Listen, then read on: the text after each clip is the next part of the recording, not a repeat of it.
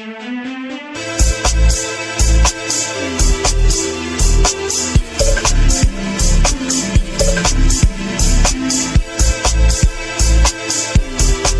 to the real locker room talk with the four horsemen. Well, not the four horsemen. That's not even right. The horsemen of Blackopolypse. At some point, I'm going to get that right. And one lady, of course, who's actually a horseman too. So we're going to knock this guy.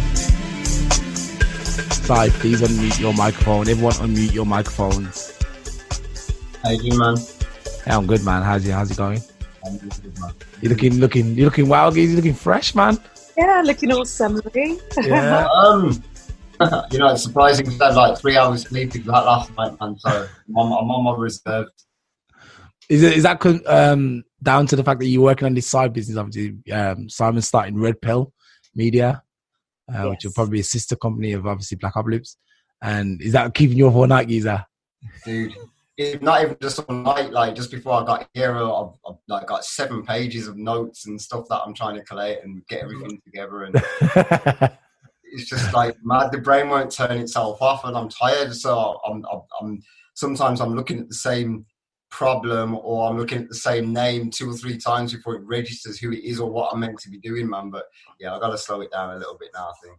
Jesus Christ, man. Yeah, Jesus. excited. That's why. I think that's what it is. When you're running on raw excitement, it's really difficult to switch yourself off. You know, I think anybody who's had a project like that will know, or any project where you're just putting your heart and soul into it, man. You know, it's hard to switch off. You know, your brain doesn't choose when to be inspired. Yeah. I think that's the same thing with this project. I feel like I got loads of energy, man. I'm putting so much hours into the day, and I'm like, man, but I can't wait to get to the point where, you know, I've done enough and it starts kind of ticking over on its own. You kind of feel like it's like cranking the engine, and you turn the key and it's cranking, and at some point you hope it starts. Yeah. And then it just ticks over, and that's where I'm trying to get to at the moment, man. But I feel like, oh man, you'll get there before me. We got Erica here today. Hi, Erica. With guest, of course, baby. Yes. Always sees a hand. It's like Howard's mom on Big Bang Theory, and you just hear her voice, you never see her. Really? Actually, you know, I've never watched Big Bang Theory. What? Yeah, I know, man. I've watched them all. I've watched some of them though. I do like them. I like Sharp. Brilliant, man. Yeah, absolutely brilliant. You got to catch up on that, dude, man. You know, another thing I never watch is House of Cards. But I'm trying to get through it now. But it's supposed to be excellent. No one else is watching. Oh, so good. I'm not missing it. Game of Thrones, anyone? No, not seen that. Definitely not subscribed to that. So I'm still ahead. If I like that, it's like a commitment, because by the time I was going to even think about watching it, it was like 3 or 4 seasons in or whatever, and I thought, this is a commitment in itself now. I'm not doing it, man. So I settled on that one. And what was the other one? Breaking Bad. Yeah, Breaking Bad. I'd still be interested in that one. That would be more. I think I want to watch that one, but I haven't watched that one. I did get into Peaky Blinders, though, and I found that amazing. Is it good? What is that about, man? Peaky Blinders? It's set in Birmingham. It is set in Birmingham. Yeah, gangster times in Birmingham in the early, I think it's, when's it based in the 30s, 40s or something like that, but maybe it's really cool, man. Okay. Really, really cool. I think that's the only thing that would draw me to actually watch it, is because it's from Birmingham. But apart from that, I think I tried to watch one episode. And it's basically world renowned now. Like at one point, I think it was the 2nd or 3rd highest watched stuff on Netflix. And that's good, because now our accents obviously are in. The Brummie. We're in, man. We're in. Do they actually speak with accents? Is it like proper legit, or is it? Yeah, then. Well, I say legit. The people, some of them are not Brummie, so I say legit. But yeah, coached. You know, they've been coached. Oh, they've been coached to speak like that. Yeah, of course. All right. Hey, Nigel, turn your same sideways head, man. turn your camera around. Which sideways head is that? You know, actually, what would be great? Am I sideways on your screen? Yeah, you like I feel like I'm looking like I gotta look like this. Oh, jeez. Hold on a second. Let me see if I can change. Oh, yeah, there you go. Oh, because I think, because I did suggest that you make it landscape. That would make it a lot better, because of obviously the picture, when it calls it full screen, it doesn't have these big borders going down the sides. So that's what it is. Anyway, I'm especially in a good mood today because I got my book finally. Let's see if you can see this. When the world was black. The untold history of the world's first civilizations. I'm so excited to read this book, really. And when I start reading this, everyone better be ready because I'm going to start spitting just knowledge and facts. Oh, Black is gone. But talk to me about a week first, man, because I got it. It's like 400. How many pages is it? 480 pages. Yeah. No, actually, it's 300. I'm gonna have to dial out and dial back in. Yeah, die back out and die back in. You're back normal now. Well, you are kind of normal. Yeah, leave it like that. It's okay. Oh, he's I gone. think you gotta go out. Anyway, anything interesting happened today with anybody? Anything interesting? No. Just enjoying the sunshine. Oh, okay. Yeah, actually, it's been a sweltering day, isn't it, today?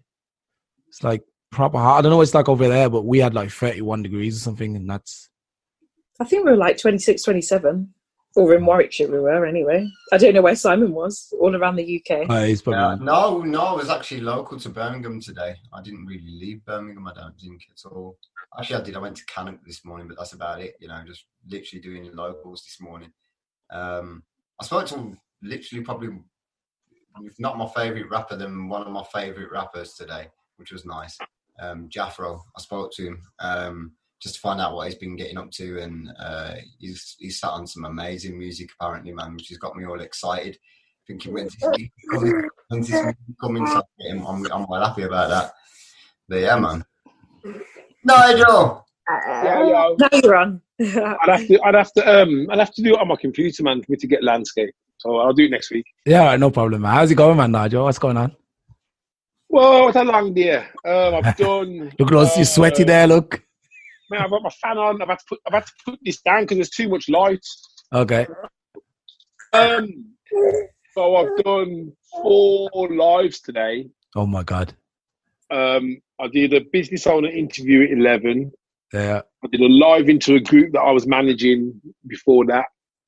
I then hosted a meeting with 4 business owners for a friend who wanted me to do it for her. I've then done an interview just on the site about racism. Oh, okay. Yeah, I'll invite you to the group and you can watch it. Yeah, okay, cool. And now. Yeah, so this is the 5th one. I looks comfortable in that chair, you know. Yeah, I just feel like Nigel's got, man. I'm sat forward, like I'm thinking, I've got pillars behind me. I am feeling. I'm at my mum's home. I'm trying to put this all around, you know. It looks nice where I am, man. Nigel looks comfortable, you know. That's a sleeping chair. I've changed the office around again because I was sick of it being opposite the door. Bad for feng shui as well. So it's in a nice position now. I've got some chair can recline. I can settle in. I've got a footstool next. He slept in that position. Look at him. He slept in that position for sure. Look at that. Wake up with some dribble just coming down my face, man. Yeah. No, you got any wigs today, man? We need cheering up, man. It's been a sunny day, man. You got any wigs for us? Hey, you know that's gonna be the thumbnail. Just the one, man. Just the one today.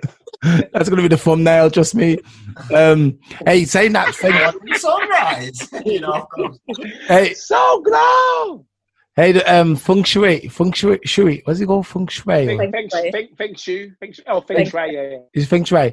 So you've been looking into that sort of stuff because I know that's like the positioning of furniture in your house to absorb the most energy. Yeah, I think over the years you kind of listen and hear things, and I think anyway, if you think about it, you shouldn't really have a door behind you. It's just if you think back to kind of ancient man, you'd never have your back to the door, would you?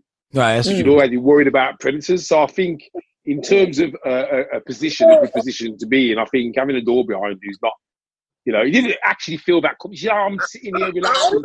Yeah. I didn't ever feel that relaxed and chilled when I was over in that other corner. So with that thing, sure, man, may I learn something? I guess more yeah, I think this is something I've hit on a long time ago, this feng shui, but I never really got too into it. But I did know that one thing is you should never have your head close to like sockets, electric sockets and stuff, plug sockets. Waves, man. Yeah, it should never be too. Also by the window too. You shouldn't always be when you're sleeping. This is in terms of sleeping. You shouldn't be sleeping next to the window either. So there's a couple of things I learned, but I've forgot everything now. Sorry, man. I sleep next to the window. Well, the bed's not right next to the window, but I'm on the window side. So Yeah, I think that's because you get creepy crawlies crawling at night, and you're the first person to get to in it. Yeah.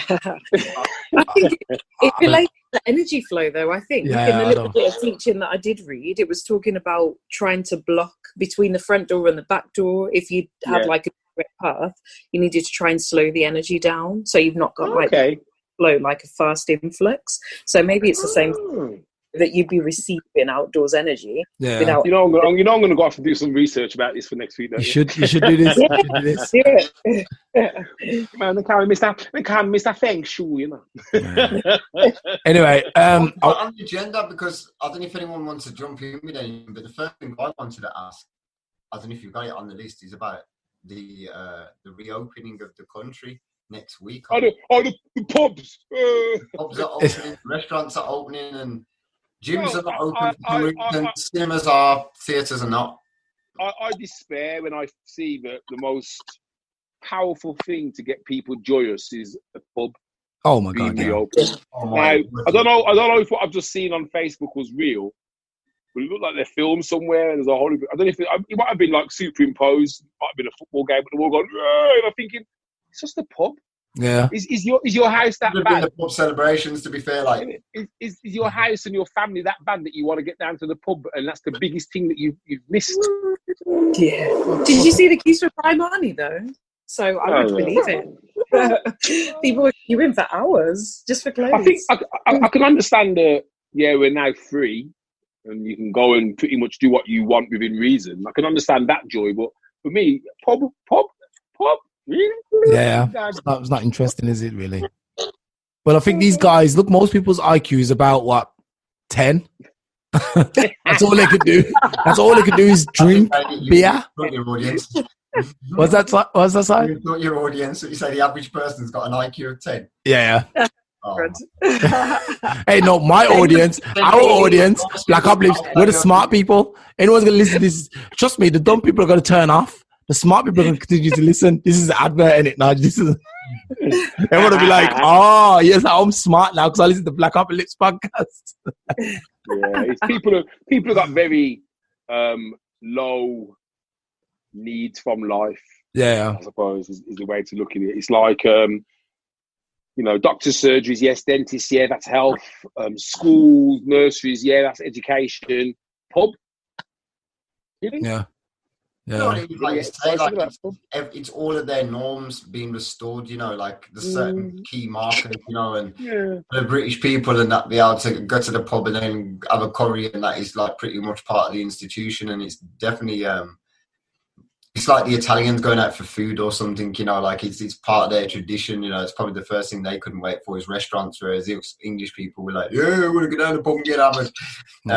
It's not really my take on things, but yeah. I've heard that hairdressers are open, but nail salons aren't. Same with cinemas are, theatres aren't. Well, what's the difference? Oh no, man! The virus knows, bruv. Yeah. I am what I am. Nah, bruv, you're going down. The virus is attacking classes, mate. Because obviously, only people with money can go theatre. That might be a good point, actually. Maybe the thought is out, okay, should we put the poor people out? Most poor people can get, spend the £20 in 5 minutes by going to the cinema. But you're spending £200 to go to London to go theatre. So they'll probably say, something, you rich people, you hang on a bit, just hang on a bit. Let's just see what happens. Yeah. I would have put it past them. Guinea pigs. Oh, God. I also heard as well today, I don't know how true it is, the vaccination is available and they want to test it on the BAME community. Why are they always picking us? It was in the group. I haven't read it. I don't know how true it is. I haven't read it. I'm going to find out. Because the last thing I read, I didn't think it was ready. It was I'm in a group called BAME, as it happens, and it was in there. I didn't really read it, but I was just seeing, vaccine, black community. I thought, well, I should have shared it really, but man, they ain't testing out nothing on me. I think there's gonna be a lot of resistance, especially like from the religious sector. Will be like, no, this is the mark of the beast.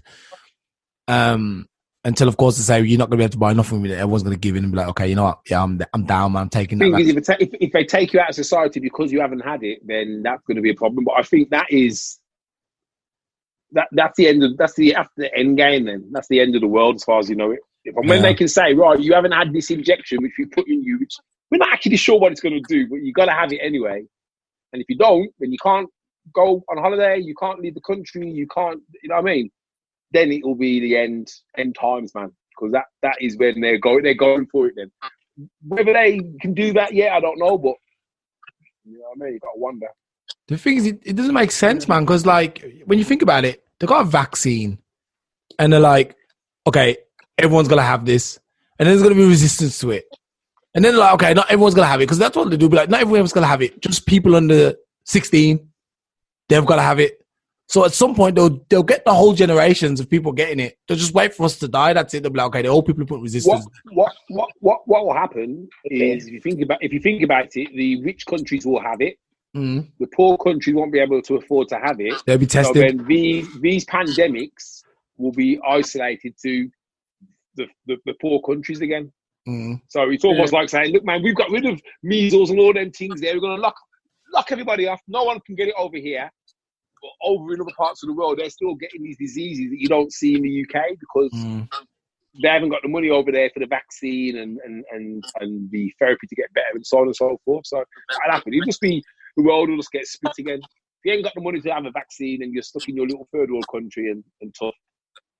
All right. So basically, yeah. Sorry, just to move back to the original topic. They're opening up Britain next week fully, or just partially. Well, not fully, but it's a massive relaxation. So they've closed the social distancing down to a metre. A metre? Is it a metre, yeah? Oh, the metre is what's the virus saying, man? The virus is saying... The virus is saying, why we're not energy if you jump 2 meters now, you know. He has reduced it, hasn't he? You just check it. I'm trying to reduce it. What's that? I think no. If you say he has, I didn't watch. He said where it couldn't be avoided to do 1 meter. I was watching some of the speech. Yeah, so I think, like I say, it was meant to be reduced from 2 meters to 1 meter, which, according to the experts, said that you got about a 30% higher chance of catching it. Well, do you know experts and then the economy? That's the problem, isn't it? Do you know anybody who's rushing back to go to gym or rushing back to be in places that are crowded? I don't know anybody who's rushing back to be around lots of people. And I think the Trump rally would be a good starting point for that, because Trump tried to hold a rally the other day. Same thing.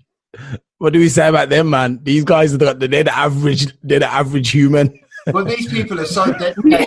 There's the 10 IQ.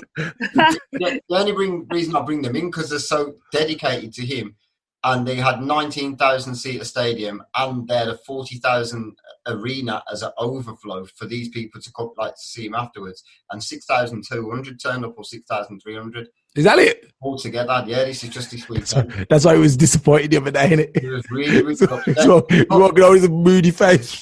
I don't put that down to people hating his politics just as much as, like, he wanted to wish this virus away, and there's a lot of people who are a lot more, even his fans are like, no, it's a step too far. There's people who've died. There's a guy on the news, I think it was 2 weeks ago, who says, yeah, well, President Trump said we'd be all right if we didn't need the mask, and his wife caught it and died. Really? And it was because President Trump had said, and that's the thing, man, he put his faith in a man and says, yeah, I'm going to risk your health, my wife's health, because you're the president. And so I'm not rushing to go anywhere where there's lots of people. Okay, what I would say is, because we're a little bit ahead of you guys, so we've actually got most of the stuff open now, except for big, what do you call it? Places where there could be mass gatherings. Sorry? Mass gatherings. Yeah, mass gatherings, that's the word, yeah. Except for mass gatherings, you can go, like, so people over, I think, like stadiums where you can have more than, I think it's 5,000 people per square, I don't know, 100 meters. Not allowed to take place until November. Apart from that, the way everything else is at the moment is like, you don't think that anything's wrong. I think even like the restaurants now, that, you know, there's this idea that if you walk in the restaurant with a mask, then as soon as you sit down, you take the mask off. You're like, yeah, I swear to God, I'm not even joking. That is funny. That is funny. Put the mask on, then go into the restaurant and take the mask off. It's like, okay, you're good. So the COVID lands on your lip while you're yamming food. Yeah. You put the mask back on with the COVID there. Because, where shall I go? Where shall I go? Oh, yeah. Up here. So you can't blow the COVID away. It's I think really what's happened, guys, is that the governments of the world says, you know something, we're losing money.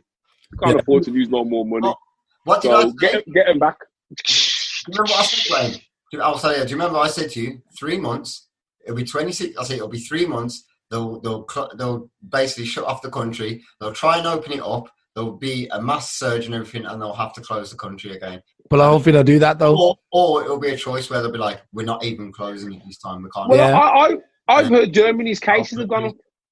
I heard that as well. I actually don't know, man, because you guys are getting different info from what I'm getting. I mean, I probably don't talk about it as much. Actually, yeah, I heard that in a city close to me, actually, 500 new cases were discovered just the other day, over the weekend, I think. So it's possible. It's very possible. Well, in the States, it's going up madly. Like, I think there was 11 states that were reporting their highest ever rise. They didn't shut down, though, did they? 3,000 cases in one day. Bloody hell. You know what, though? I got the numbers here. It's 9.2 million people in cases worldwide. 9.2 million cases. And only just reaching 500,000 deaths. I'm sorry. I'm sorry to say this. But this ain't... That's about a 0.4-0.5% chance. It's not as dangerous as everyone thinks, man. I think they can slowly say, you know what, if you die from it, you die from it. But you know what, just carry on, man. You're all right.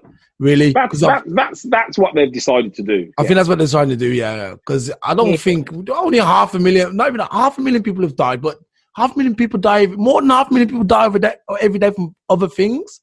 So other respiratory illnesses, yeah. Yeah, so it doesn't make, oh man, come on, man, open everything again, sack it. Let's get back to business as usual. The roads definitely look like it's back to normal. I mean, I seen rush hour yesterday. I went for a walk and 5 o'clock, man, the road was carked like it used to be carked before COVID. So, yeah, I think it has got back to normal. But I know some people's behaviour will have changed. Like I said, I'm not rushing to go back anywhere where there's holding people. Not for a bit. No, not me. I'm just going to check the Germans' new cases. Yeah, we got, in the last 24 hours. No, 2 days ago, we had 420 new cases and 10 new deaths.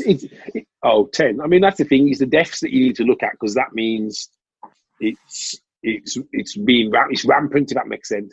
You know, they're talking about this new medicine, asthma medicine, which they say helps save people. So, you know, they might have better treatment now than they did back in March and April. They might have discovered new things that they can do to prolong and save lives. So, well, they've been doing some kind of limited trials already, even in the UK. I think was it United College, Summit in London anyway. It's one of the College of London. They were doing clinical trials with specific, limited number of patients, and a lot of those just really good results and that. So I know I think there was at the time 30 odd around the world that we were actually doing similar at a similar point. So I think there's literally all over the world, everybody's trying to find their own solution. I think by the time we come out of it, there'll probably be a couple of different options that we've got, and then we just got to try and work out. Well, it's going to be hard to work out which one's going to be better for people, but to try and judge side effects and long-term sort of, effects is going to be really difficult when we're going to start administering it a lot sooner than that. And this is the thing about the vaccine, which I think would kind of squash any kind of rumours of anything, because if different countries are developing their own vaccine, they're not going to all say, they're all trying to be, it's the race to make it first, isn't it? Which means that they're all going to use their own way of getting there, which means that they have to collaborate on a huge scale for them to say, let's all put the same thing in, so everyone, you know what I mean? So, but we'll see. There'd be some proper dirty business, wouldn't they, if just say, for instance, just for an example, I don't know, Ecuador decided to, they found this wonder drug, which would be perfect to give to people. what the big pharma company is going to do? They're going to let this little tiny Ecuadorian company make it and distribute it around the world. Never. But rather than just like teething their idea or something, they'll probably take over that company, buy the company on the cheap, and then sell it. There'll be some dirty business involved. If it's of course, major player, there'll be some dirty business involved. Well, look at Matt Hancock from our government. He's got his hands all over PPE and vaccines and trials and this, that, and the other. You know what I mean? I was reading the other day. Again, he's telling you about some of the government ministers and the money they're making off the back of COVID and profiteering and stuff. Yeah. There's everything else in it. He was talking about it when we were saying about Jeff Bezos and Mark Zuckerberg had made like 35 billion and 29 billion respectively extra over a 3-month period. Yeah, exactly. Like they're cashing in, man. They are cashing in, and Bezos stopped he was paying a little bit extra towards his wages, which is what the Holy Link had actually. He was getting this extra money that was given to his staff because there were in demand, in high demand, and there were a lot of overtime. And then he brought it to an end 2 months earlier than he said. He said he was going to bring it he was going to run till the end of June, and he ended up running till the end of April. What the hell is he doing with all that money, man? You know, actually, you have the devil. What's it called? Did you guys get any subsidies throughout the COVID? Did they offer you guys anything? I know, like, my mom said that she got some money back from her car insurance. Did you guys get anything like in America? I've gave everyone a check of $1,200. Did anyone in England get anything? Nah. I got because I'm self-employed. I got some money off the HMRC, which was like a support, coronavirus support for self-employed. There's nothing huge. I mean, I've got to declare it on my tax next year anyway. Yeah. But there is. I'm thinking of going for one of these bounce back loans because you can get the money, and for 12 months you ain't got to pay a bean, and then the interest rate is 2.5%. Or you can just pay it off in one go. But I know a few people who've done it, and what they've done is they've put the money into the bank to see, right, let's see what I can do with it properly. And they said, if I ain't going to use it, they're just going to use it to pay it back, just get rid of it. But I'm thinking about money that way, though. Well, no, because I don't think there's an early redemption penalty. Oh, okay. So you pay it off. What you loan is what you pay. What if you don't pay it back before it finishes, before it starts, then you'd have to then incur interest, which I imagine would be monthly or over the year. All right. And because we got, I'll tell you, we got each kid that you have gets a check for €300. Oh wow! In Germany, but I think that's it's nice, but but they basically were like, but you got to spend that money. You can't keep that money for anything but giving it away. You have to spend it. Then I was like, what do you think I'm going to do with it? I'm going to get $300 per kid, and you think I'm just going to keep it? Well, of course I'm going to spend it. I guess what they're trying to say is don't spend it in another country, spend it here. Yeah. Don't book a holiday to Cyprus. Yeah. But the thing is, why I'm a bit cheesed off with that, because I was like, why I was cheesed off about that, because I was like, hold on, the kids get $300, so the families with kids get something, but the people who are single get nothing. That's not fair. I don't think. I think they could have gave everybody $300, and it would have been nice. I mean, it's not that much money, but it would have been nice. But instead of just like, if you got kids, well, how do you have? I suppose. Yeah, it's like you'd probably say the same thing. It's one of those sort of things. It's when you fall on hardships, and I know it's the same with housing, isn't it? In the UK, you know, it doesn't matter how hard up you are. If you're a bloke, you can literally sleep on the street, and they don't give a damn about you. And it's the same probably in Germany when it comes to an emergency situation, and they're probably watching every last penny, especially in Germany. There definitely will be. So it's going to be like, listen, if you've got vulnerable people around you, then they're going to be taken care of. If you're a strapping, man, and you can look after yourself, then go out and do it and be industrious and get yourself back up there. You know what I think basically that's what it is. Yeah, that they have to. Like with the shopping vouchers here for the UK, in terms of children with free school meals, getting the shopping vouchers. I don't know if you guys had spoken about that. I haven't caught up on last week, so I'm a few weeks behind. But Marcus Rashford, I don't know if you discussed that at all. Did we briefly touch on it? No, but I don't know if you did touch on it, but it was amazing what he did. It was really we did it last week, mate. Not last week. I think in the Family Affair podcast, we shameless pitch. Family Affair podcast, we touched on it a little bit. Yeah, no, it's just an amazing thing that he's done. And obviously, the government did a U-turn, but I'd rather them do a U-turn and provide school meals for the kids and have to be a red face than not do it at all. So for me, who's actually not a conservative voter, I'm just happy that they turned it around, and the fact that it took to get there. It's like a lot of things in life, sometimes, a lot of different times you'll get wind blown in your sails from different places, and you don't always know where it's going to come from. And the fact that Rashford got involved is great, and I know it's probably not ideal for everybody in government and that it shamed them up, but whatever it took to make that happen is the end result, really. Kids are going to eat. Yeah, I think definitely second that. I think what's positive is that it shows that decisions can be changed, even though they seem to be cast in stone. It's just a shame that they even decided they weren't going to do it anyway. I mean, I know normal times, kids who aren't at school in summer holidays don't get money during summer holidays. They just never do. Yeah. But obviously, this is a different circumstance altogether. But what I'm thinking now is, why aren't they supplying these kids who have no money in the first place, why they're getting school meals? Why aren't they providing something for them when there's a holiday? Because all they're then doing is they're putting pressure on the parents to try and find extra money. They've got to find extra money that they haven't got to find anyway, normally, because the kids are being fed. Yeah, I suppose playing devil's advocate, people would just turn around and say, listen, we look after your kids when they're with us. When they're with you, they are actually your kids. And I suppose, like, it is like a really, like a, not really unsympathetic, but it is like a slap in the face reality check. There's too many people now who are having kids who do expect, the state to look after them, feed them, do clothe them, everything. And almost parenting is to an extent being handed over to the state. So then this is where, because as a proper leftist, and I confess I'm a full-on leftist, and that, with a lot of socialist views, but I think sometimes we don't help ourselves. And if we bend too much and give too much without any sort of initiative to say, but the alternative is better. And you'll know this yourself, Nigel, from you'll hear stories, but definitely from people who will say, I am better off being on the dole.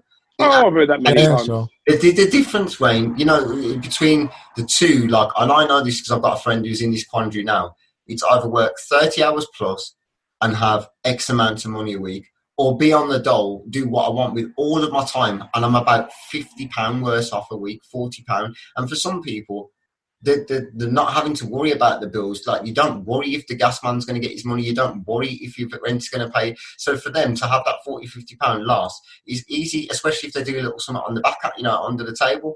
And that's what happens with a lot of people. They're not incentivized to go out there and take care of the situation. So especially now when people have got 3 or 4 kids, and this is not to be judgmental of anybody in that situation, but I'm saying this is an example I could give, not a typical example, but there could be many.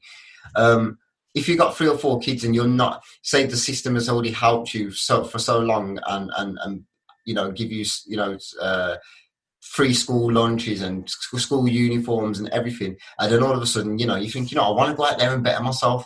I'll get myself a little office job, or I'll do, like what I did, I'll become a truck driver or whatever it is. And then you find out that, I've got no money, but now I've got 3 kids, but their clothes were taken care of before, and now I don't know how I'm going to get their clothes. Because your £50, I've actually got to save up for their clothes now, so that even isn't in mine anymore. Yeah. And it creates a society that I think isn't conducive, like for people or the actual overall society. And in Germany, that wouldn't be allowed to happen.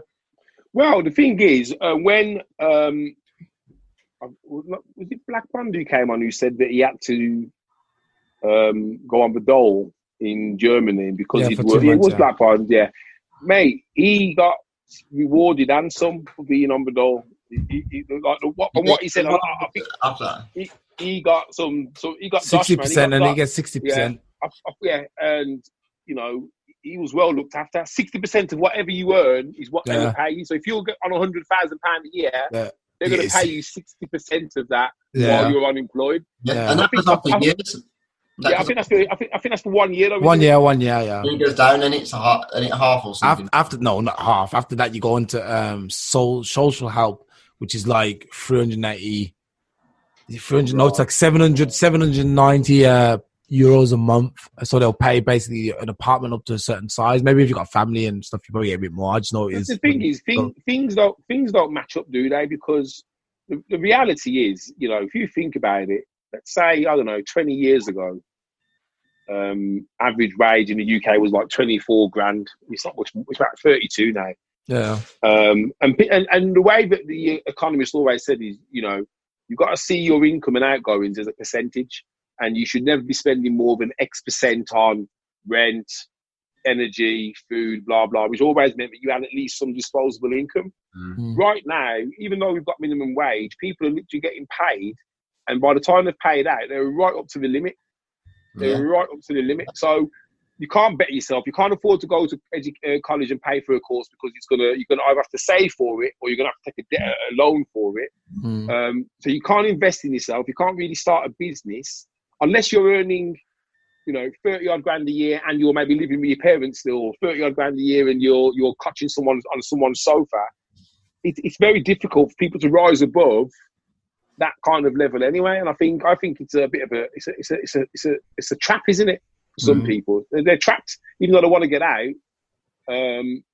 It's too big a sacrifice for them to make to better themselves. So it's a spiral, and then comes mental health with all that, because then there's a sense of worth, and you know, it's terrible, really. I don't know. You know, the more I think about it, I remember Wayne mentioned universal wage. Oh my God! You said five months ago, and I laughed at him. Wait there. I said this to you years ago, and you was like, "No." Man, you said it to me when you came to Germany, and I was like, "What about basic income?"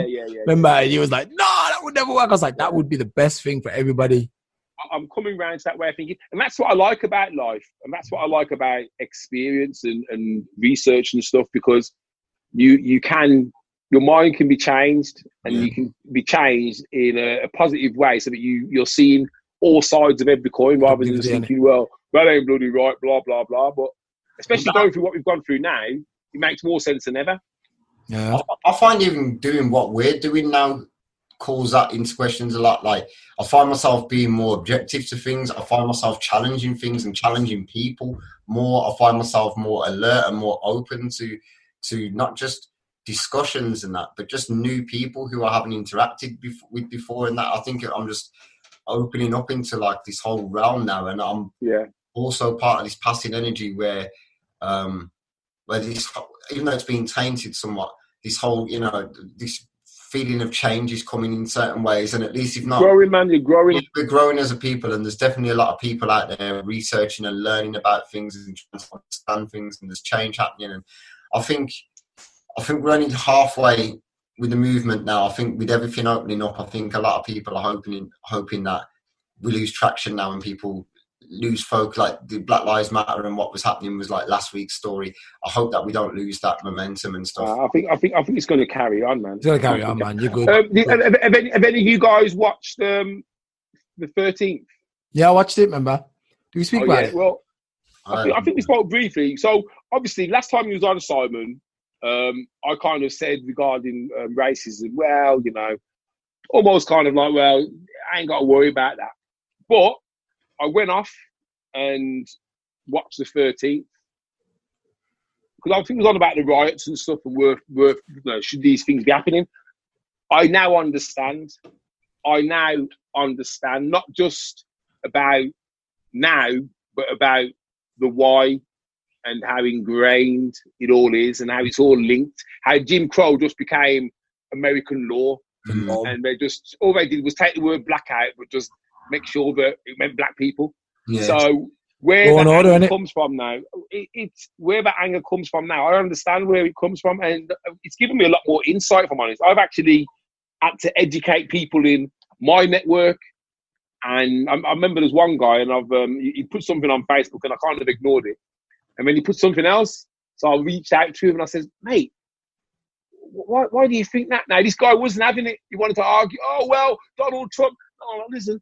Oh, well, you know, blacks are killing blacks. Oh, yeah. Oh, well, what about David Dawn, the police officer?" I said, "Listen, that's all well and good, but white people kill white people. That police officer, unfortunately, was in the wrong place at the right time. You can't tar the whole of a movement for a couple of thugs. Yeah. And, mate, you're saying about all lives matter. Let's me and you go to France and we'll both throw our passports in the sea and then we'll both go to border control and let's see who gets back first. Yeah. Let's see who gets back to England first. Yeah. And he was like, well, what are you trying to say? I'm saying, listen, if you want to do that experiment anytime, you let me know. I'll pay for the tickets. Yeah. We'll see who gets back to England first. Who gets a hard time? Who gets told, you're not English, you're criminal. African, or whatever. And let's see who gets back first. He was like, oh, well. And he didn't actually agree with me, but he did promise to go off and watch the 13th and to read the Jim Crow laws. Yeah. Because I think that's very powerful as well. When you are having that discussion with people and they say, oh, all those matters, I say, hey, what? That's fine. Go and read the Jim Crow laws. Go and watch the 13th, then come back and we'll have a proper discussion because you'll then understand. The thing with America is because it's up in your face, it's like it's there. Whereas in England, it's a lot more covert. Yeah, it's discreet. We still have them same laws. We still have, but it's just in a different way. Yeah, it's like I tell you an exercise to do next time, Simon. I don't know if you've got the Evening Mail app. But every week they put in the criminals or for the month, and it tells you what they've done and the sentences. Go and have a look at the sentences where there's a gang of men and there's black and there's white, and go and see the difference between the sentences in terms of how many years.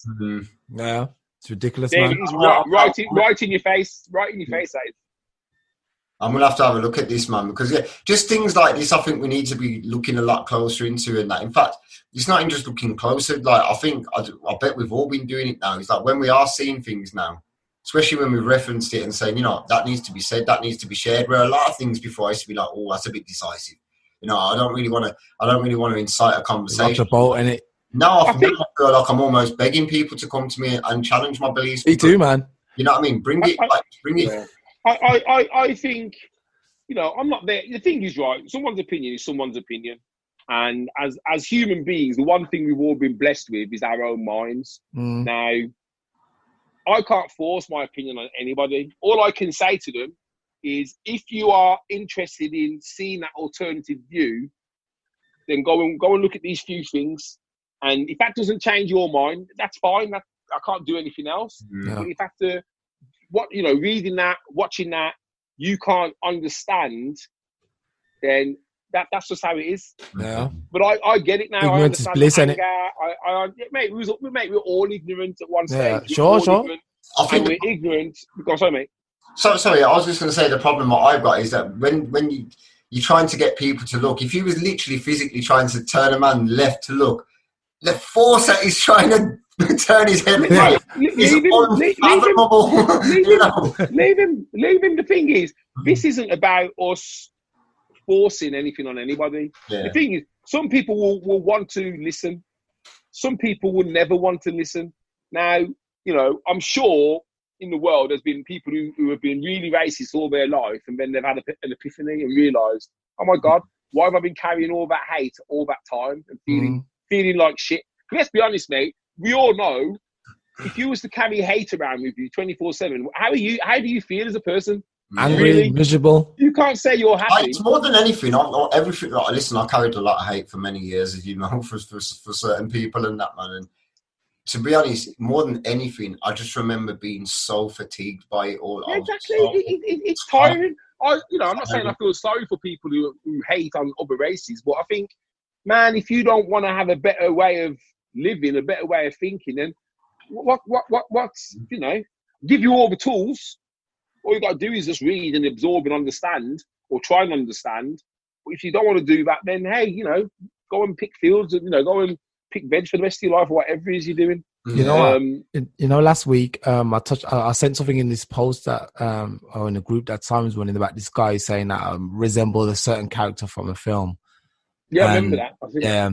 Anyway, so like this week's obviously a new week. So today I went up to the guy. Well, no, yesterday I went up to the guy and I tried to give him a fist in it. I was like, here you go. Hey, what's up, man? He looked at me with the most disgusting look and never said hello, never gave me a fist, and just looked at me. I was like, screw yourself then. And then, I realized, I was like, see, the moment I challenged him on his bull BS, that's when he fell out with you, bro. He doesn't like me anymore. Before that, as long as I took his rubbish, and that's racist, that's deep racism, man. Once, they're like, as long as you accept my jokes and you like when I call you black or the N-word or whatever, you're good. We're good. The moment I challenge him and say, that's wrong, I ain't talking to him no more. That guy's got a chip on his shoulder. That's the boozer, the bad black guy that's walking around. Well, I've never been like that for 2 years. I've been a nice guy. I've always respected everybody. I've never insulted anybody or anything. The moment people insult me, it's all right. But the moment I stand up for myself, it's not all right. And I've noticed that a few times where I work, that's deeply embedded racism, really, that we need to get. And that's why I wouldn't. You gotta play the black man. Hey, yeah. And that's why I wouldn't agree with you, Nigel, where you said that we got to just leave him. No, we got to show these geezers. Look, I'd rather make. No. I hear you, man. I hear you. But what I'm saying is, if someone says something that is addressed to me or whatever, I'm going to say something. Yeah. But I can't force educate somebody to think differently unless they're prepared to meet me halfway. Yeah, that's true. Some people are stupid. Halfway is because all you end up doing is arguing. You're arguing over someone saying, "No, I'm not gonna listen to what you're saying to me." Yeah. What's the point? Why waste your energy? That's true. Yeah. You know what I mean? Look, man, we've all got partners. We've all had our moments where we've had to have words, and we end up arguing about being right. And reality is we're probably wrong, but because we're so stubborn, we're going to say that we're right. You know what I mean? People do it all the time. So someone who doesn't, you can't force someone to change their mind, but you can guide them to a path which might help them change their mind, in my opinion. Anyway, the one topic I did put in, it was the idea that blacks have now become anti-white. Because that's what everyone seems to say. Yeah, if you're just saying Black Lives Matter, that means, you don't like white people, you're racist. I mean, how do you address something? How do you, like I said, the general IQ of people is about 10%. Mate, tell them. What was saying before, though, isn't it? Excuse me, sorry, Nigel. It goes back to people don't want to look, people don't want to know, people don't want to see. So it doesn't matter. I've seen an interesting post that says, like, if I say Black Lives Matter and you say all lives matter, it's racist. If I say, and it's a lot of things. People have chose to see what they want to see. So we'll try and give them the perfect example. How many perfect examples have you seen that it perfectly defines what Black Lives Matter is all about? And people go, yeah, but I just don't like the way they're putting down them statues. Yeah. The statues, chewing everything like that. Yeah, well, it shouldn't be out during COVID. The beach and everything. Yeah, well, and they've always got another reason. It's like playing hopscotch. You always bounce into the next number and that. And like, I think a lot of people who I spoke to, especially a lot of musicians and a lot of people in our community in Birmingham, especially, they've almost got to that point. Like, listen, I'm picking my battles. I'm going for the cases I might win. You know what I mean? It's almost like the CPS now. We become the Crown Prosecution. We're like, listen, I'm not dealing with that one because that guy is too far gone. He needs to be in a mental hospital. That's not a criminal prosecution right there. This guy here, he's got a little bit of hope because he's umming and ahhing and pretending he gets it. But the worst ones are the ones who pretend to get it, but it's just white noise going into their ears and come out the other side of them. Yeah. They just say something dumb straight after 10 minutes, like, yeah. But I still don't agree. Oh, my God. Yeah, it's they're focusing on let's be honest, guys. The reason why they're seeing the negativity anyway is because that's what the media are choosing to show them. I was reading Vice News today, and they had a piece on about the Black Lives march in Oxford Street in London.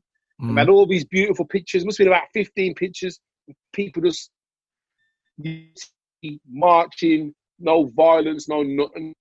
Now, Vice, and I've said the same thing just on the interview I had. What people need to do is if you are going to put the news in your head, go and read the news. Go and download Al Jazeera. Go and download RT. Go and download Vice News. Don't just read one. Read all four. Especially the Sun. Some of them will have propaganda. But if you read between the lines, you'll then start to say to yourself, well, how come they're reporting this atrocity in this news over in this country, but England's not saying nothing about it? It's really, really bad. And Yemen, wouldn't it? Yeah, so you see you just get a more balanced view. I mean, I hate the news, but if I do read the news, I don't just read the UK's news. I read the world's news. I read Europe's news. I want to see, what's going on. What are they saying about, what I do find with RT, they're very dismissive of anything to do with,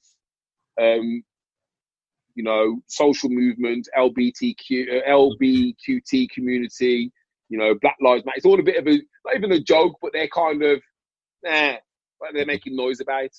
But it's good to see that point of view. And some of the arguments that I've seen in there before have been, good arguments, not about Black Lives Matter, about other things. They talk about British politics from a different perspective. They show you interesting. They show you holes that you don't even think of. You think, I haven't considered it like that. So, well, yeah, it's all the news, mate. That's why these people they say, "Oh, you're putting down statues and you're rioting," because that's all they heard. Last week, Aston Villa kicked off the Premiership, and all the players from Villa and the other side, they all took a knee. Black Lives Matter. Do you know that one of the papers the next day, instead of reporting that as the main headline, spoke about, oh yes, Premiership stars thank the NHS.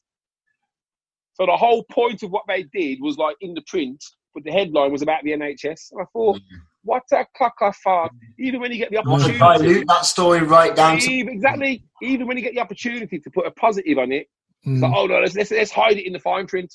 Yeah. Well, they call that actually in legal terms. If they do that, it's more to do with like not answering the same question. So what you're saying now is this was the narrative, but they just completely played a whole different narrative. In like court, or when people do, like when you're speaking to a politician or somebody, they call it the straw man, and they'll say literally is that you ask one question. They'll give the illusion of answering the question, but completely take you off into a different, and basically answer a completely different question. And that's kind of what you're on about with this narrative, though. What they've done is going, yeah, man, we're taking a knee, Black Lives Matter on the back of every shirt. Yeah, man, look at the NHS, brilliant, lads, brilliant. Look at the NHS, and like, well, there's not that black people and that, like, crazy, mate, crazy. But did you get to see my message, Al-Stadio? Yeah, I've seen it. Yeah, hold on, give me a sec. I thought that's what you were doing during this. That's what I'm doing. Message in about. I want to get onto the story anyway. There's been a bit of controversy in the Black country. Did we mention this a bit earlier? Oh no, we was talking about this offline. The black boy. Yeah, I know about this. You know what? The Black Boy pub. Yeah, the Black Boy pub. Actually, it's more of them, and it's not just one. There's one in I never saw it, Black country. Hello. Hi, welcome back. Where is it, Nigel? It's somewhere in Black Country, isn't it? Retford. Where's Retford? Retford. That's Nottingham. There's a Black Boy pub.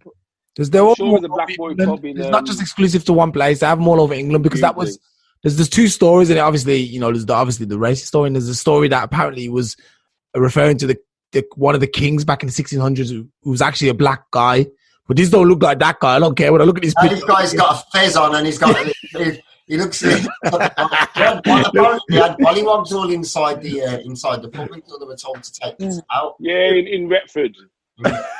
So, and a lot of the locals are going mad now because they've took down the sign of the Black Boy, which was because people thought it was in reference to chimney sweepers, and someone said it in one of the comments online, and they said, "No, mate, look at this picture." So, a gold herder. Put it on screen, Wayne. Can you just in case anyone's give me a sec. I'm looking at it now. I'm on. And I'll do it. Hold on. Give me a sec. I'll show everyone this picture. See if you can give us a bit of context to the story, a bit of meat. Yes! He's got a Tommy Cooper hat on, hasn't he? Yeah. Just like that. I love Tommy Cooper. One sec. Here we are. Hang on, I can't see it. All right, wait a little. Wow. Can you see that? What is outside the Black pub sign removed over protest fears. The landlady has taken down a pub sign over fears it may be targeted by racism protesters. I mean, yeah, right. It's in Nottinghamshire. She runs a black pub in Retford, Nottinghamshire. There's a few of them. There's about they're all over England. 3, 4, 5, 6, 7, 8, 9, 10, 11, 12, 13, 14, 15, 18 called the Black Boy in across the UK. Wow. Good God. I don't know what to say about it, man. I think it's openly racist. I mean, the thing is, it's like the minstrels. Historically racist more than, what I mean? It's probably, people are not moving at times, they've left it be. And it's one of those I think the culture that natives have, let's be honest, guys. What's the biggest thing that people are resistant to? It's change. Yeah. No matter, if you think about even just work, when your boss says, "Right, this is the way we're doing things now," it's like, and a lot of these people they're just the same as what you were saying before, Simon. They're resistant to change. They don't want it to be. It's like, the thing is, that sign doesn't mean their drinks are any cheaper. That sign doesn't mean they get free food. Well, they would go and demonstrate outside there to protect that sign. And it's like, really? Oh, you know, you can't see the offence that causes, and you're prepared to stand outside. You're, we're going to protect our sign. It's like, but the sign doesn't do anything. You know, what about if they change the pub's name? Wouldn't that be better than just taking out the sign? Change the pub's name. What about this guy in America? I don't know if you've heard this story floating around over the last few days. There was this Facebook post where there's a young black activist or sort of guy who's gone into a school board and he's talking about changing the name of this school, which was actually named after a Confederate leader who was a brutal slaver. And I don't know if you got to see this, but he's calling out one of the school governors because while he's actually trying to give his speech, his impassioned speech about why this, I think it's called Richard E. King or something, this guy's name, if you want to have a look at that way, and I think his name was. And they're saying he was basically a Confederate soldier, but he was also, like I say, an absolute brutal slaver. And obviously the Confederates lost the war against the North, which was, the North was fighting to get rid of slavery and the South was fighting to keep slavery. So that's where the lines were drawn. And this guy obviously had a school named after him for all these years. And this guy was like, you've got, this is our challenge to have the school name changed. But one of the board of governors, a lady called Connie, she was sat there shopping on her phone while she was meant to be listening and deliberating to what he was saying. And one of his friends, I guess, took a picture of her shopping. So instead, he goes, I wanted to talk about Richard E. King or whatever his name is, but I don't want to talk about that. I want to talk about you, Connie. And then he says, and he showed the phone saying, this is you shopping while I'm trying to, talk about something. And this is because this person was she's a descendant of one of these people. And she was one of the governors fighting to have the name kept as it was.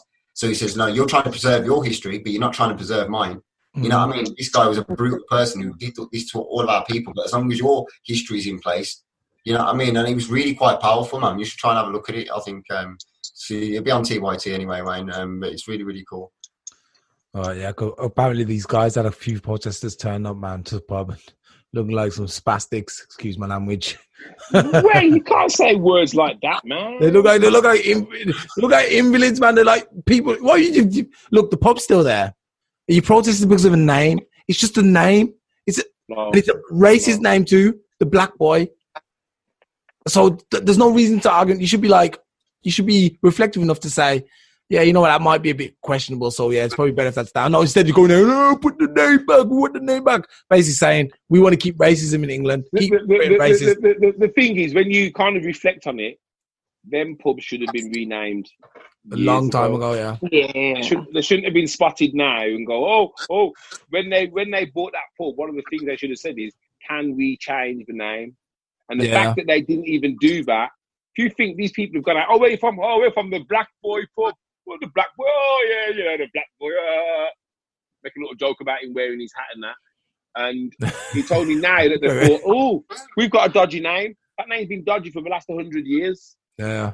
But racism's like... for the last 20 years. It's dodgy for the last 10 years. Dodgy for the last 5 years. But it's taken this movement for them to even consider, and that's why it is powerful, Simon. And that's why I think we will see some change. We won't see complete change, but we will see some change. Yeah.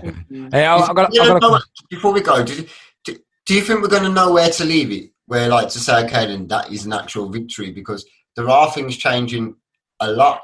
Do you think there's a danger that once we get what we perceive we need, there's just going to be more things added on to that is my biggest fear, and I think I was trying to allude to it a couple of weeks ago, is what do we want? Now, if they were to say, okay, right, America, we're going to rewrite the laws and all this incarceration, that's fine. The Americans have got something. What do we as British want now? We've got to get black history taught in schools properly, man. You've got to start with a proper foundation, and the foundation is knowing what everybody feeling like they know where they come from and what they're about. And I think what we should do, especially so not just with black people, I think we should look at the whole makeup of British society. Like Birmingham is very specific. In fact, it's probably got a load of different things, but we should learn probably the top 4 or 5 races that we have here that make up our population, and make sure that we all learn a bit about it. Like, I would think we should learn a bit about Somali history, not because we should know, but we've got a massive Somali population. They're black people. The thing is, if the way that you would get people's attention, and again, we spoke about this last week, Wayne, if you could mobilise all people of colour to contribute towards a vehicle which served the community in terms of education, schooling, banking, business loans, then, because you'd then see money which wasn't circulating throughout the rest of the economy, people would sit up and take notice. So if all the Afro-Americans in America, they said, right, we ain't spending our money with anybody who's a corporate, we're only going to use independent and mainly businesses, they'll be forced to do a U-turn on a lot of things, because £1 trillion they put through the American economy. America's £4 trillion in debt. So imagine if they was to say, right, we ain't spending no money with anyone who ain't for us. We're going to focus purely on our kind of businesses or people who support us. That'd be a seismic shift. If we could do the same thing in the UK, then, you'd be able to do something. But in terms of what you said, what's the end goal? Where do we leave it? I don't know the answer to that, mate, because every person wants something a little bit different. So someone who's in the community who's got family members who are ill is going to want better health. Someone in the community who's got children but is on a low earnings is going to want more money for the kids. Someone who wants their kids to go to, have the chance to go to grammar school and, wants more funding available for kids from lower earnings. There's all these different things which affect not just people of colour, but everybody. Hey, I don't know what the end goal is, mate. Can I say, what about independent government? Why don't we start trying to figure out how can we set up our own judicial systems, our own police and governments and all this stuff, you know what I mean? Because when we've got that, then we can control what happens with our people more. As long as we're under their rule. And not so himself, though, it's consensus. We're so divided in what we want in this country. Imagine trying to put forward literally any kind of consensus now. That isn't going and that is the problem. So fragmented. Yeah, so fragmented. It's going to become if you had 4 good ideas, actually 4 viable alternatives to capitalism and the democracy, and maybe even just the way we look back and structure things, and have sort of got over and healed from our wounds. There'll be so many different ideas that even if we had to try and, as a community, as a society, had to try and make the decision, we'd be lost. Because, like I say, we've been... Do we need government? At the moment, we do.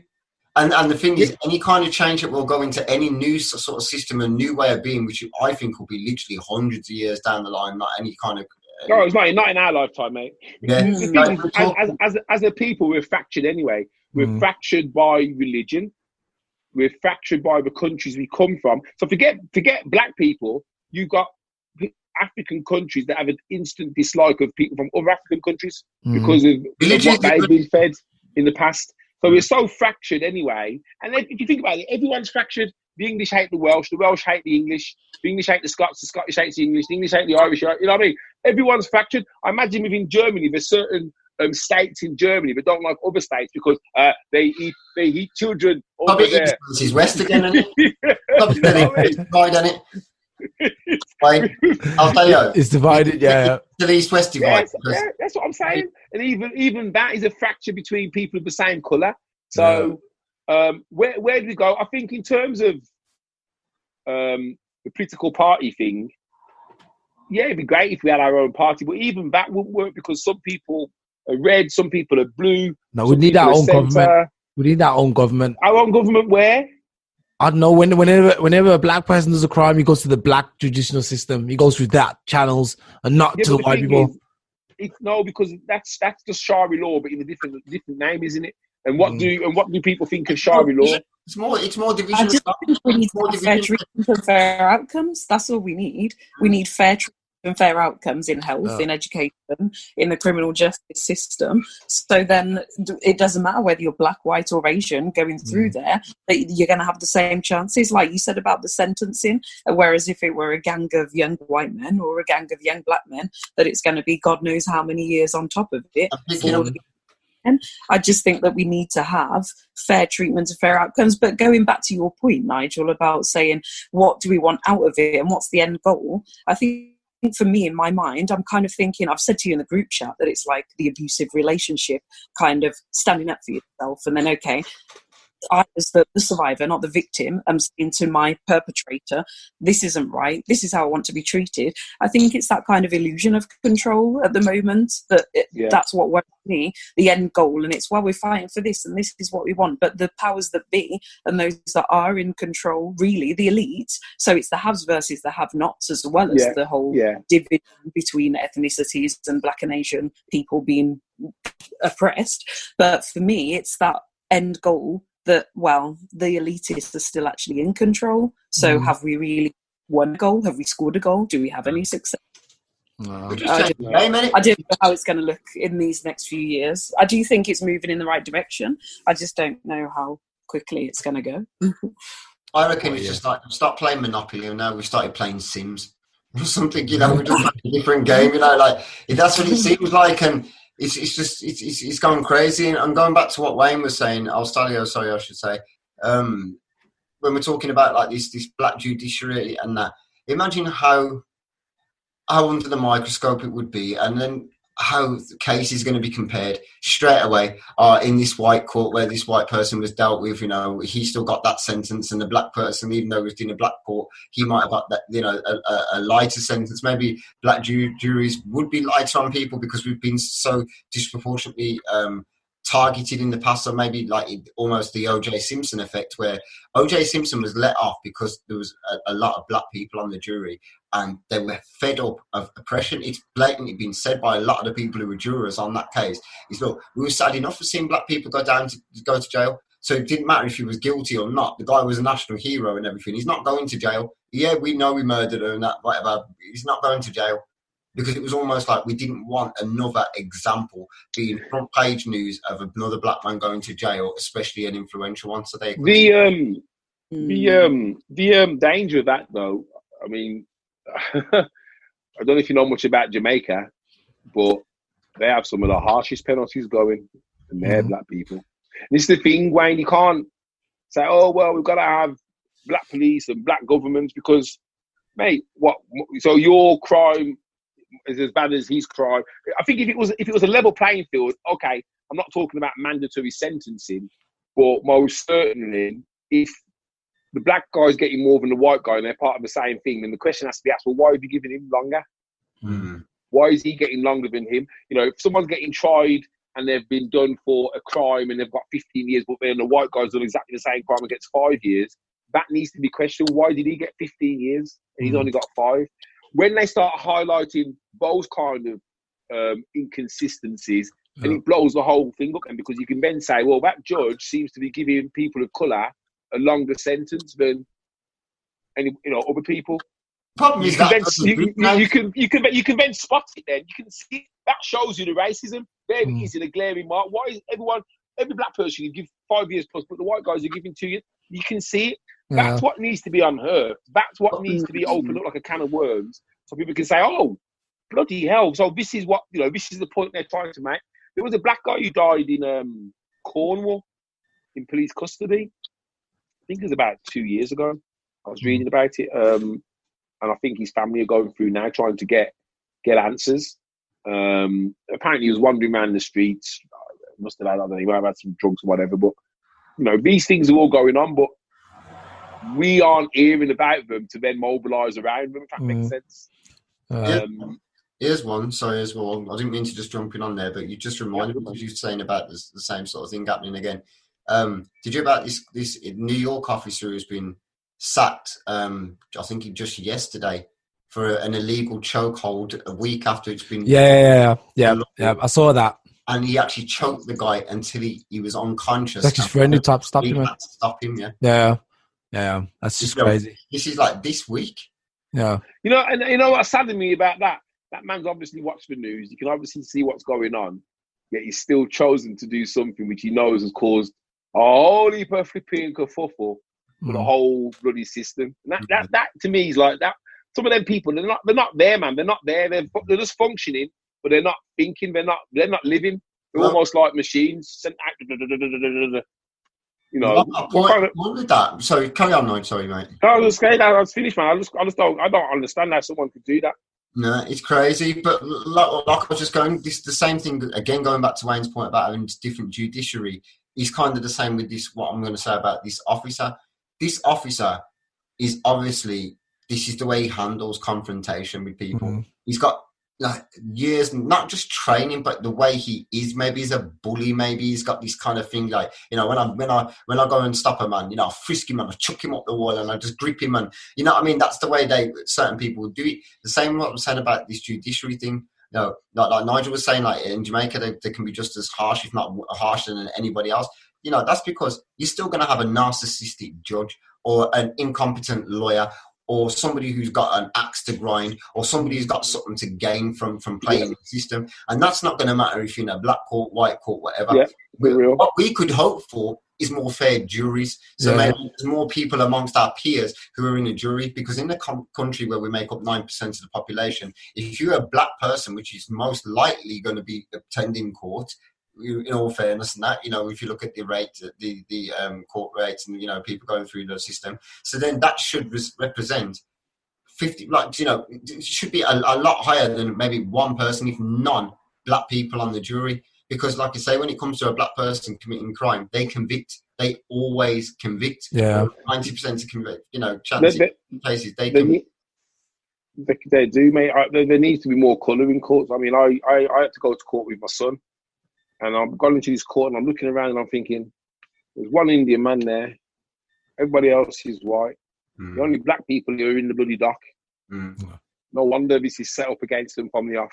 And that ain't their fault. That's because not enough of our people aren't striving to get infiltrated within the big... What you got to remember is our people aren't infiltrating the bigger system as quickly as some of the other people of colour. So we are getting left behind because of some of the choices that we're making when it is time for career. No, not everybody wants to be a lawyer, but why aren't we aspiring for them big roles, them £80,000, £100,000 a year jobs? Why ain't more of us aspiring for that? So, you know that you're saying that now, because I've got one more topic quickly I want to just touch on before we close the show. We're also thinking about, because we're Jamaicans, obviously, a lot of us who have Jamaican heritage. Do you think we benefit? Yeah. I also think saying, are Jamaicans and all people of colours whose ancestors have been removed from their natural habitat entitled to some sort of reparations, and not just to the Americans? You know, because where did that stop? Like, because we didn't get nothing, and there might be the argument that your parents got invited over here, which of course they wanted to send us back. That's not any kind of gift anyway. So we came over to service the short for like the Windrush generation. Yeah, that was completely unrelated to anything that happened hundreds of years before.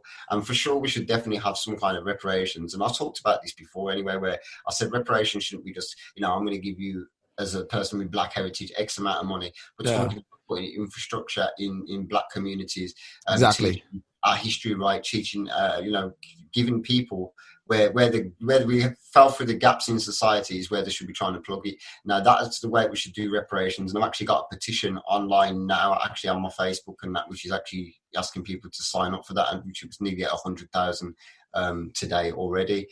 So that's definitely something that we should be looking into. Our story is just as painful as anybody else's. When we talk about, like, there's no difference between the American slave trade and the UK slave trade. The only thing is with the United States is they slaved a hell of a lot more people, and they slaved them obviously in the US and that, you know. But this is basically this is basically Britain back then. You know, we were the colonies. You know, America is still a British colony. These are our people doing this to Africans and that. And so we've lost our history, like I say, names, every sort of like story that was ever told, everything that we know about our environment, ourselves, and we're trying to learn it again. And I've said this before, like, and I don't want to insult anybody except just raise basically a light to what the situation is. I think that I'm not a learned person, but I try and soak up information, and I've tried to soak up as much as I can over the years in Black history as far as what I've wanted to learn. And I know I haven't scratched the surface. I know, like I said, I'll give you the analogy the other day where I said, it's like, if we had a slice, a big pizza and it was in 12 slices, I'll be lucky if I know a topping off that pizza, let alone a slice. And I think Wayne's the man for that, man. Wayne's got a fat book there. Was gonna give us some education over the next couple of months, man. Yeah, man. But like I said, I want to know a lot more. I think we need to sort of. How much was it? €35, man. But I'm going to get the second one too, which is another €25. But I thought I can get through this one first. Make sure your kids read that, man. That's bedtime. Yeah, definitely. That's why I bought it. I said they're gonna get a page every day until they're 16. No, actually, 300 pages. So 1 year now. I'm gonna have to do it slowly with them. I'm gonna get a page a day until they get to an age where they understand. There's other books, Wayne. Just remember that there's other books. You know what will happen, right? I'll tell you what's gonna happen. You'll go through it with them, and then what will happen is they will then start to pick it up themselves and look through it themselves. Of course. And I need them to do that because at the moment, my daughter's obviously like, remember, I think I explained to her that she was like, I don't want to be dad's colour because then people won't see me in the dark and stuff. And I was like, that's not her language. She's hearing that at school. She's hearing, of course, she's hearing all this at school. Amazing things about people of your colour, and this is the thing. Hey, listen, you don't want to be our colour. When did she hear that? Oh, a couple of weeks, about 2 weeks ago, I think. I don't know, man. You've been to the school? I've been to school. No. She told her mom She told her mom this that she doesn't want to be like her. School, man. I've already been to school once. Have you not? Sorry, Erica. Sorry, have you not spoken to her though? You not had a chat? I've not addressed it at the moment. But I told my wife that if she comes to you with anything like that, I wanted to talk directly to me. I don't want to talk to the white side of her family. She needs to talk about racial issues. Mate, that was 2 weeks ago, man. You need to raise that now. You need to go down to school, mate, because like I said to you, my English teacher says that told me my ancestors were slaves, and I didn't realise the enormity of what she said to me until about 4 years later, when I realised that the woman had been damn racist. Yeah. Now you've got an opportunity. Remember, I said to you earlier about you can't change opinions, but you can educate people. Yeah. You've got an opportunity to let that school know that your daughter is hearing things of a racist undertone. What I might do. So I might tell is this the right school for my daughter? Yeah. And just ask the question, because they'll have to look at, mate, man, you shouldn't let that, don't let that lie. Not from authority. From authority. If it's a parent and that, then it's okay, I'm not going to go fisticuffs. But, if that is being said to her, who else is it being said to at that school? Yeah. I mean, I don't know who said it exactly, but I was like, that's not her language. What I will do, I want to say that she said this to her mom, and I want to understand why she's saying that to her mom, because she hasn't heard that at home. That's exactly. Terrible, mate. I bet that bunned you, man. Wow, I was a bit cheesed up. I was like, oh my God. But what I do think I might do is I might go up to school and raise a bit of hell and say, look, I want you guys to introduce history, black history, some sort of black history. Let people know. You don't need to raise hell. You need to inform them of what she's brought home from that school. Yeah. And you need to make them aware that there's racist undertones going on, and you'd like to understand how she's saying something which quite clearly she's never heard at home. Yeah. And just put them in that spot. I don't know what the school's like. I don't know what the education's like, but you have a chance there to most certainly then introduce, if you thought of introducing black history to the school. Yeah, maybe. That's it. And see what they say. The worst they can say is, oh, Wayne, go away, you're from England, you don't matter. Or they might actually say, oh, we're so sorry, we didn't realise that this was happening. What we'll do is we're going to address it, and you might actually open something up and create change. You might create change. Can you imagine resistance are going to come up against in this area? What resistance, man? They'll be like, you got to teach our kids about black people, man. No, this can't happen. We're in Germany. We got to teach people about Germans. Mate, the thing is, it hasn't got to be a big song and dance. The thing is, they can introduce history about other people without this. They haven't got to announce that. If a kid, oh, Mum, I learned about some villages in Africa today. If that Mum's got a problem with that, make her go and embarrass herself. Oh, you can't do. But the thing is, you've got an opportunity to affect change in that school. Don't forget, your 2 other kids are going to still go to that school. Yeah. Do you want your 2 other kids to go to that school knowing that the likelihood is they're going to come and say, oh, Dad, we don't want to be the same colour as you. You're too dark. Yeah. You got a chance. Don't go up there and raise Mary hell. Just have an adult conversation with someone in authority there and say, listen, she's bringing home language which she's not hearing at home. Yeah. So I need to understand, what's going on here. Do you have multicultural lessons? Do you talk about other races? Are you introducing that to the kids? My daughter's coming home and making a racist statement about me. Well, there's only here and at home that she's there. So, you know, and almost embarrass them. I'm just I almost go along like a little bit, I don't know why she's saying this. You've got to tell me who's fucking thing. I don't know. Let them talk to you, man. But seriously, mate, you could affect change there. Definitely. I would definitely do that. Okay, and just quickly. We definitely think we need that daddy-daughter time in order to definitely speak that with her and speak about the positives and say, well, I love my skin, and think about all the great things that you would want to say to her to give her pride as well and boost her up a bit. Yeah, Erica, do you want to put in your topic quickly? Oh yeah, so it should have been in the time of the statues, obviously feed in and everything, and now I've just had the battery die on me. But in terms of statues, and obviously people are trying to cling on to history, but in terms of what's being rewritten, is it now time for us to have Black Jesus, to get rid of the white Jesus? Because at the very minimum, we know that Jesus would have been, and Israelites would have been at the very minimum looking kind of Asian, a little bit Middle Eastern. So brown Jesus. You're gonna, we're talking about brown Jesus. I think black people and white people and brown people can all go, listen, this is a compromise, man. Yeah. It's a little brown. Yeah. Is it that time? No, but when you think about like you talk about education, and there's a lot of people out there that would truly believe Jesus is a long Caucasian, long blonde haired man. And at the very minimum, if it was he would not have been. So my view on this, if you think of what we've been speaking about regarding 400 years oppression, slavery, etc., I watched something the other day, and there's a lady, a white lady, a professor, and she was talking about we're all the human race.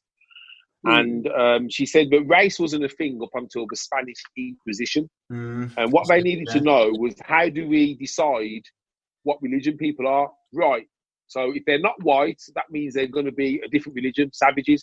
And you know, they used to go to Africa and they'd burn them if they didn't take on Christianity. So talking about Jesus, Christianity isn't our religion as a people.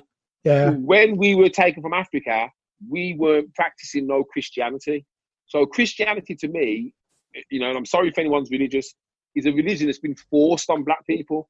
If you think about it, voodoo, which is called black magic, and it's supposed to be nasty and evil, if you think about it, that's more in line to the kind of religion that we had when our people were back in Africa. They weren't praying to no white Jesus. They weren't praying to all these people.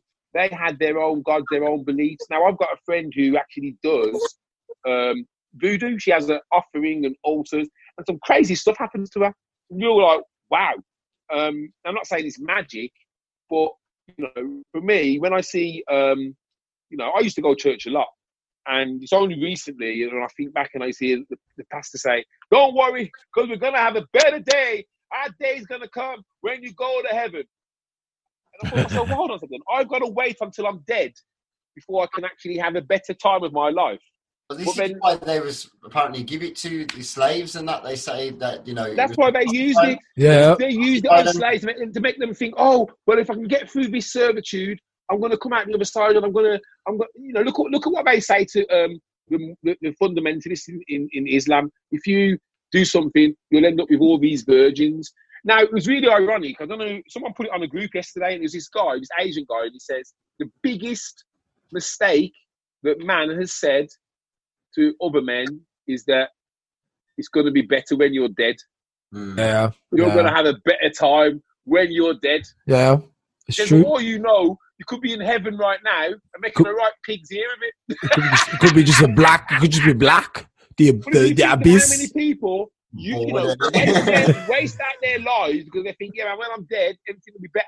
And the reality is, it stops growth. But as I say, Black Jesus, that isn't really our religion. It's a religion which was created, then rewritten by an English king to suit his own needs. It was then used by slave owners to keep slaves under the thumb.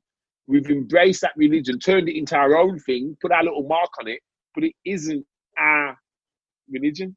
And like I said before, Nigel, if slavers hated us so much, why would they even want us to have eternal salvation in the kingdom of heaven, and for them to see our black faces at the end of it, like, oh my Lord, man, like, listen, Like, why would they want to give us that religion? Why would they want to give us that freedom? And unless they think, we can so that they'll be that's safe. That's how you divided the world. Because you can go to Africa and you can see a Muslim, a Christian, a Catholic, a Jewish, this or that, and this or that. But there's no unity between them on a spiritual level because they're all following somebody else's religion. Somebody else, not a black religion. It's a religion that's come from another continent. Yeah. You know what I mean? And if you think about it, we've lost what would have been, what we would have hung our hats on for all these years. You've got to wonder why.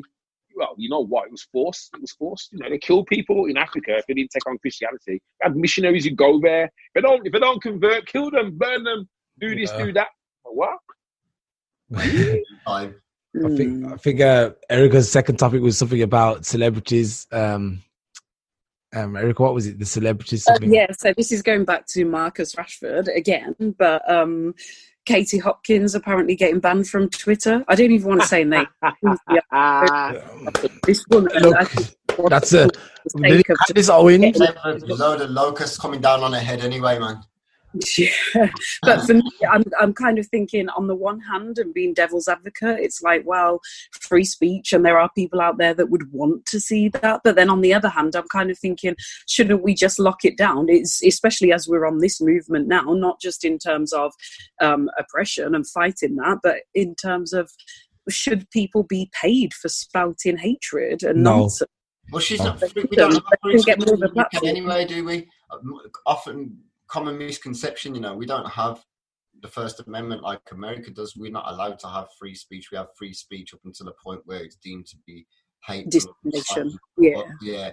And I guess with her as well, like sometimes it's a lot of misinformation as well, but she is literally the embodiment of somebody who spreads hate.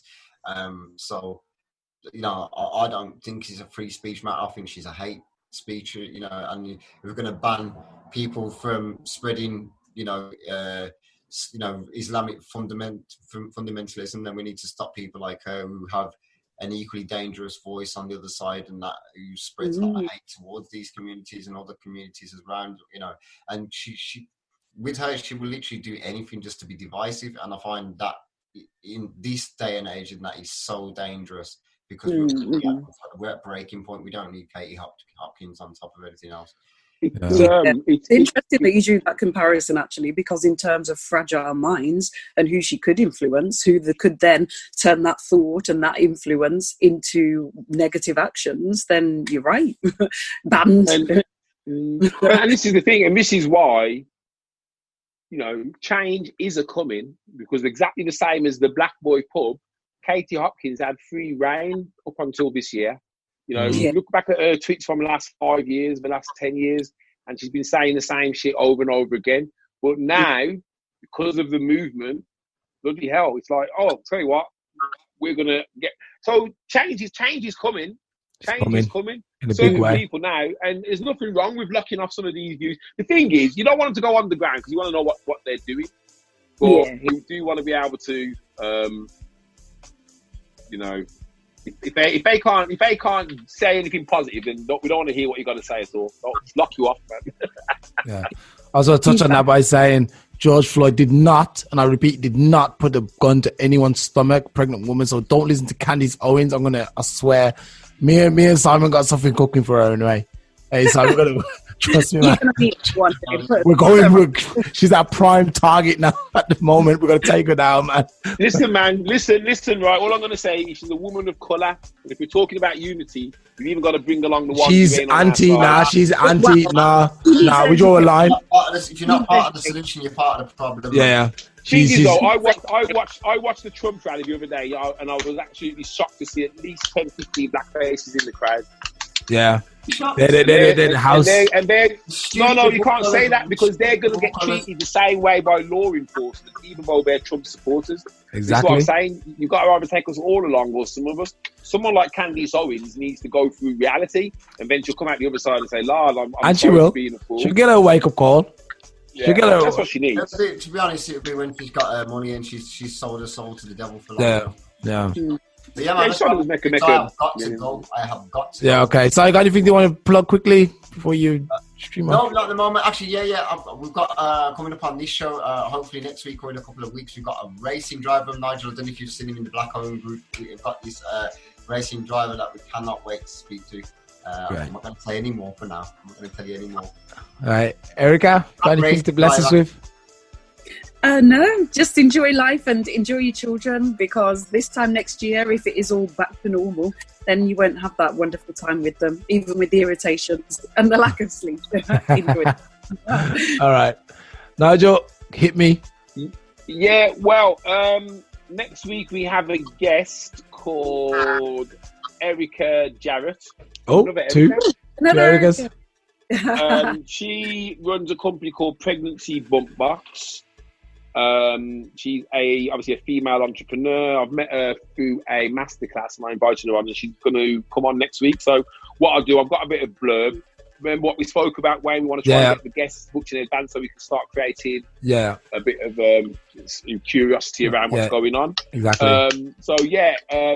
I've got to get in touch with her to remind her, because she thought it was this week for some strange reason. Other than that, I've got my workshop on tomorrow, and then on Friday I'm launching my program. So anybody who's looking to improve their marketing, yeah, man. Man, that's it. That's it for this week, man. We guys are going to see you guys next week, of course. Look forward to. We got a guy coming on. He's going to talk about the gangs in the army. Oh, when's he coming on? Yeah, in a couple of weeks. I got to sort everything out. I got another guy who's also is a business guy too. This will be interesting for you as well. He's going to come on as well in a couple of weeks. We've got to schedule it, man. Let's schedule it. Well, I know, obviously Simon's guest. We've got loads of people, man. It's going to all start clogging up soon, man. I tell you. Nah, the thing is though, it's daily.